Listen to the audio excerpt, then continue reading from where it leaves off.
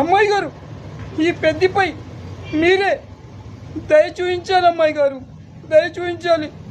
అందరూ పువ్విచ్చి I love you చెప్తారు, అందుకే నేను కూడా పువ్విచ్చి ఐ లవ్ యూ చెప్తున్నాను అమ్మాయి గారు.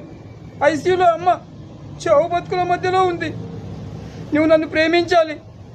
మన పెళ్ళి చూసి అమ్మ చచ్చిపోతానంటుంది అమ్మాయి గారు, చచ్చిపోతానంటుంది.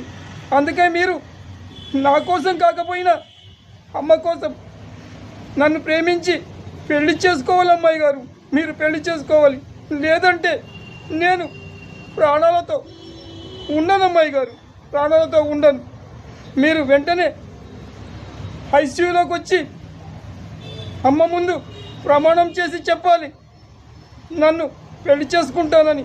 అమ్మాయి గారు ప్లీజ్ నా మాట విని వెంటనే ఐసీయూకి రండి అమ్మాయి గారు, ఐసీయూలో